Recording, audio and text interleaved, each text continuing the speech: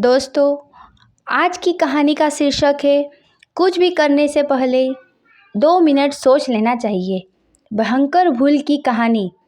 यह कहानी हमें सिखाएगी कि जीवन में जो भी निर्णय हम लेते हैं तो हमें पहले उसके बारे में पूरा ज्ञान होना चाहिए। एक बार की बात है, हंसपुर नामक राज्य में एक राजा राज करते थे। राजा हर बार अपना काम जल्दी में ही करने की सोचते थे। किसी भी कार्य को जितना हो सके उतना जल्दी निपटा देते थे। एक दिन राजा का जन्मदिन था, तो उन्होंने राज्य के सभी लोगों को अपने जन्मदिन के अवसर पर निमंत्रण दिया और एक निमंत्रण उसी राज्य में रहने वाले एक विद्वान ज्योतिषी को भी मिला। ज्योतिषी बड़े विद्वान थे, लेकिन उनकी आर्थिक स्थिति सही नहीं थी। राजा ने जन्मदिन पर भोजन की व्यवस्था भी रखी हुई थी। जिन लोगों को निमंत्रण मिला वो सभी राजा के दरबार में उपस्थित हुए। विद्वान ज्योतिषी भी आ गए।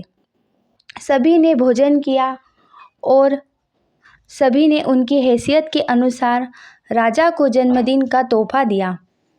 राजा बड़े खुश हो रहे थे। तभी ज्योतिषी ने भेंट के रूप में राजा को एक ज्ञान की बात कही। ज्योतिषी बोले, मेरे पास भेंट में देने के लिए कुछ नहीं है। मैं तुम्हें एक बात कहता हूँ, उसे हमेशा याद रखना। जीवन में कुछ भी कार्य करो तो पहले 2 मिनट के लिए सोच लेना चाहिए। तभी सभी लोग हंसने लगे और वहाँ से चले गए। राजा को किसी कारणवश अपना राज्य छोड़कर जाना पड़ा। राजा के यहाँ एक लड़का हुआ। समय बीतता गया और राजकुमार बड़ा हो गया, लेकिन राजा ने अपने राजकुमार को अभी तक देखा नहीं था। राजा के वापस राज्य आने का समय हो गया और जब राजा अपने राज्य आ रहे थे तो उन्हें रास्ते में बहुत सी परेशानियां का सामना करना पड़ा, जिसके कारण राजा बहुत क्रोधित थे।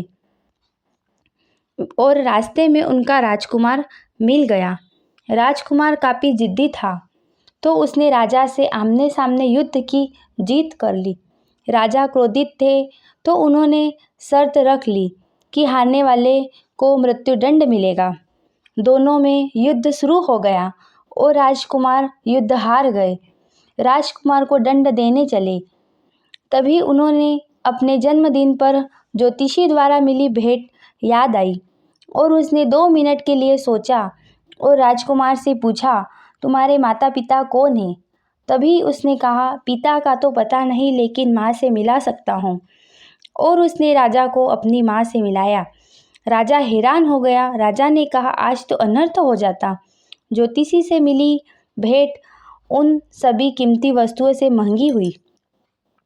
अगर आज वो बात याद नहीं आती तो आज सब कुछ नष्ट हो जाता।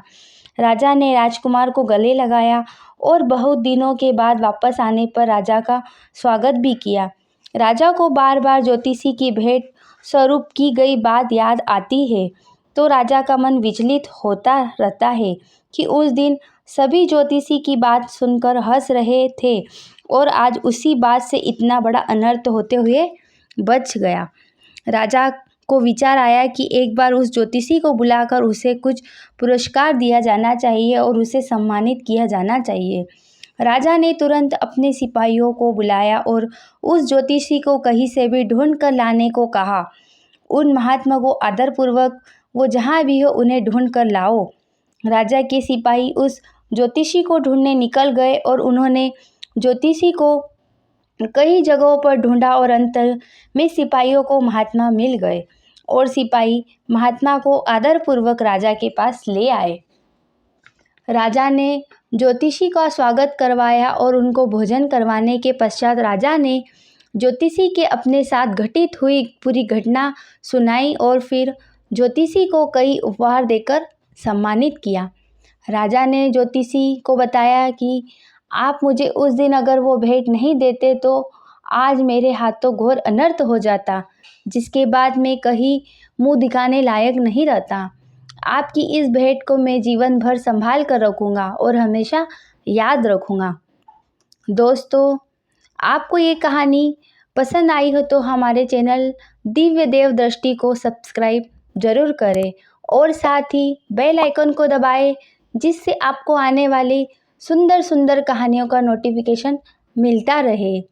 जय श्री कृष्ण।